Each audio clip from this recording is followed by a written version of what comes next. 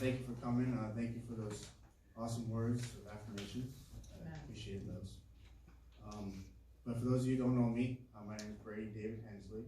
I was born in Sioux Falls and raised there up until I came here to Brookings to this great program. So, as far as my life growing up as a family, I'm the second oldest of four. So there's a gap there between my oldest sister and I. So for a while it was just me and my mom and kind of a smaller family. So, and from what I remember, it was a great family life. It was anything a child could ask for. Loving family. It was pretty cool.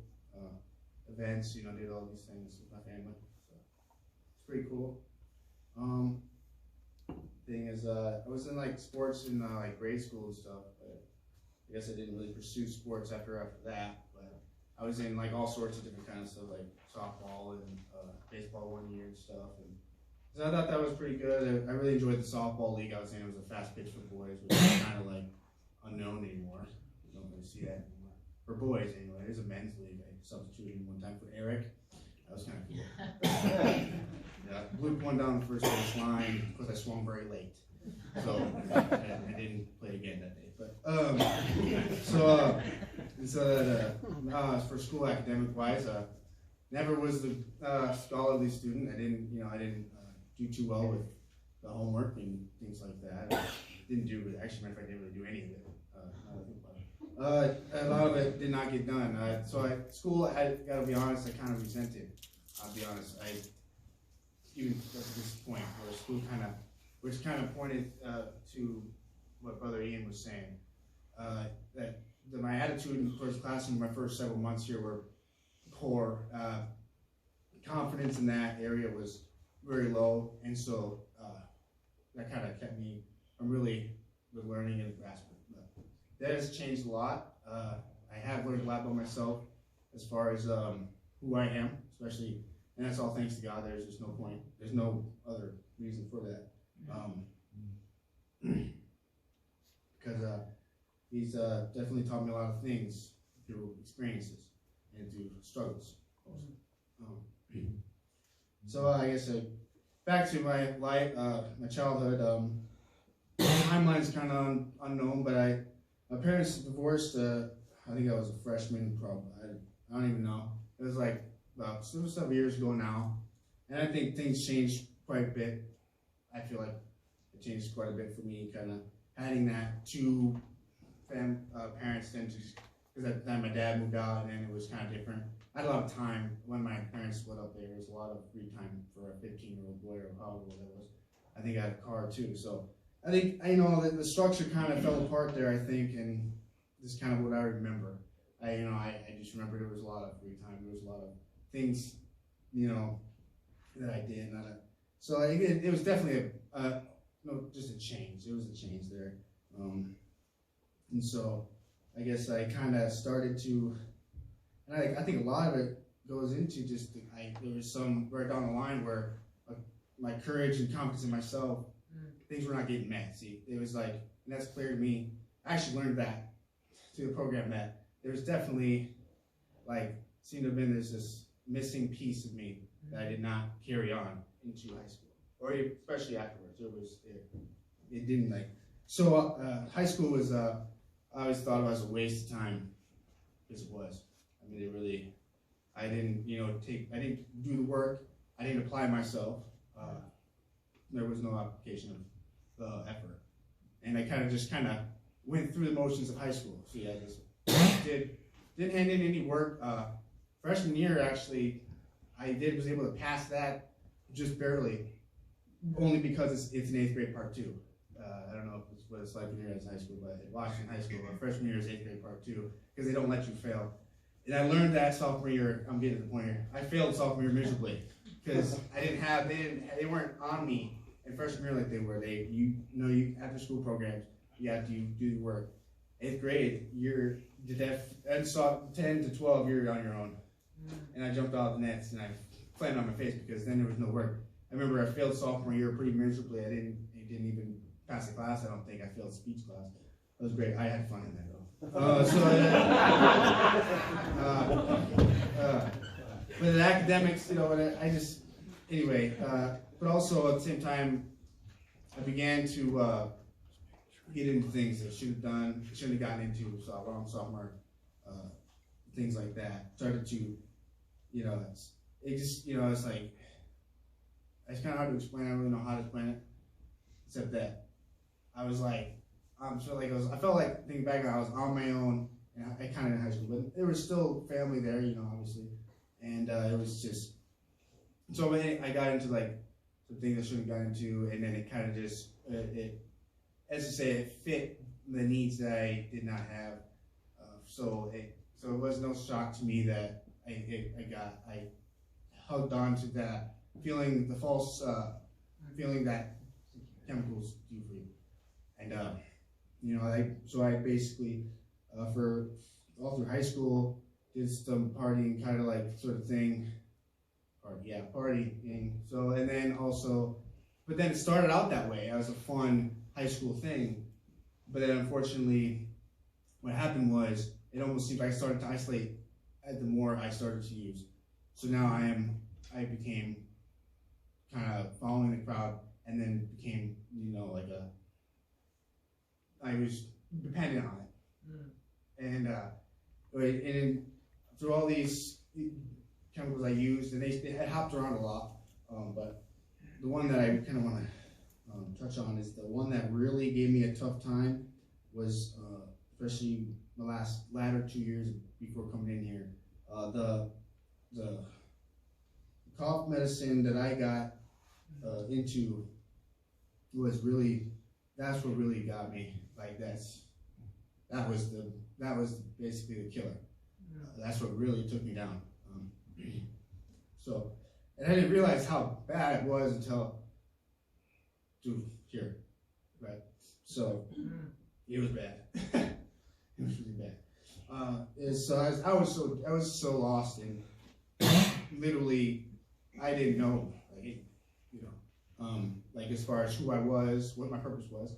In fact, one thing that always stuck with me through this whole entire program was the time my dad comes into my home to my mom's to come take me to detox because I've been using. It's a vivid memory. He's at the bottom of the stairs, I'm at the top, and he's telling me I got no purpose. You got, he's seeing my dad in the hospital bedside. To me,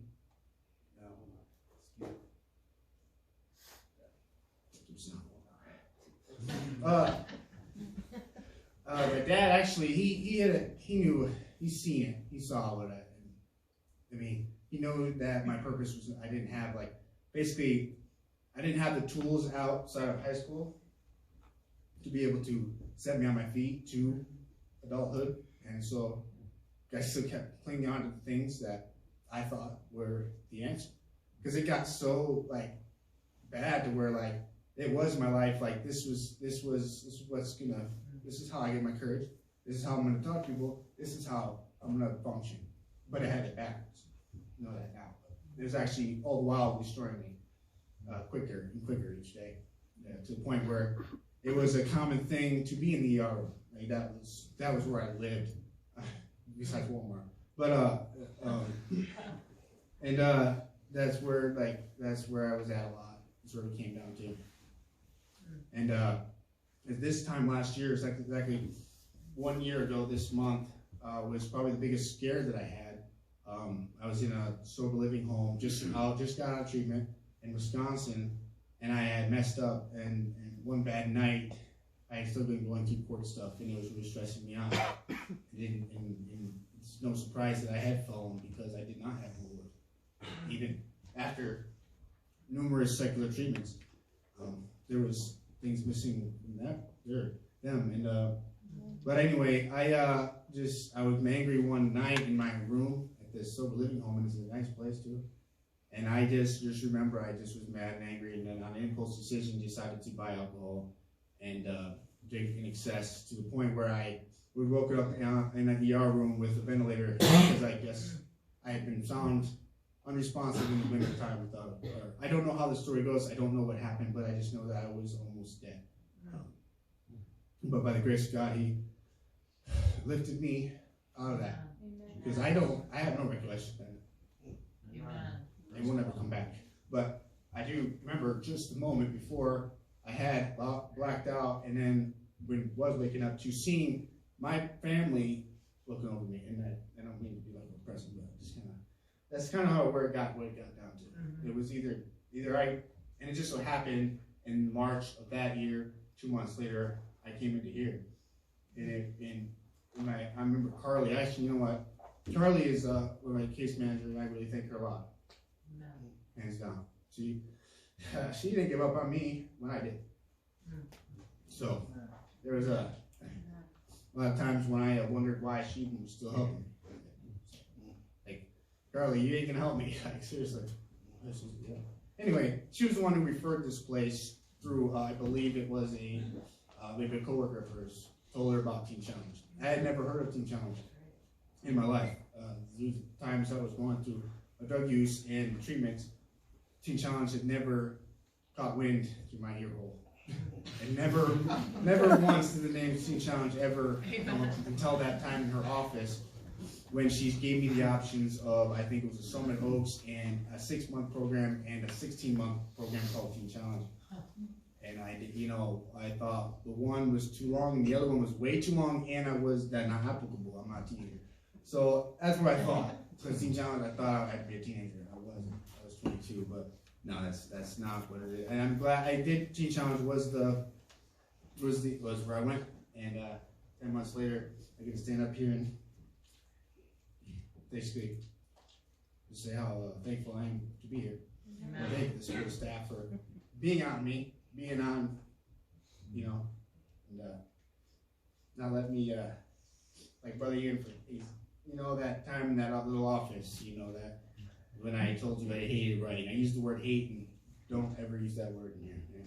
That put me in his office for 2 hours, and I walked away after so many different emotions and feelings, but it never was the same again. So thank you for all the staff that they're on you, because they're on you for a reason. Amen. So, so with all that, obviously my family relationships went down. I was a very, turmoil was a good word my mom used for my younger siblings. By far the worst example I could be. So, and that's going to change for the better. For them and myself. I got a scripture. So, James 1:17 from the NLT says that whatever is good and perfect comes down to us from God our Father, who created all the lights and everything. He never changes or casts a shifting shadow. He doesn't change. That's what's great. He's forever. The Bible is another great thing I introduced to, because it's an awesome thing. I love it, and it's just a good read. It's just the Holy Spirit in His life. It's the truth. It's a good read. It's way more than a good read. It's life. Anyway, they got this other one. Before I do this scripture, I struggle with my emotions because I didn't have to feel them for a long time, and learning how to do that. And James 1:19-20. In fact, just took out one verse here, but it's really the same connected. But James 1:19-20 says, "My dear brothers, take note of this. Everyone should be quick to listen, slow to speak, and slow to become angry. For man's anger does not bring about the righteous life that God gives." And I had a lot of anger, a lot of resentment towards myself, the people. For no fault of their own, but I could get it in my head a lot. As Brother Lucas would know. He was in there with my counseling sessions. He knows we had a lot of great ones. And but anyway, that's the other thing. I learned how to talk, and because I didn't know how to when I first came into the program, I isolated myself for a long time. So I learned communication here. I learned so many good things, the character qualities that we learn here in that book, and applying it to life, applying the scripture and His word. It's God's word, and it's good. And so with that, I just decided to move on to the next part, the next chapter, and see what God has in store for me. Amen. Amen.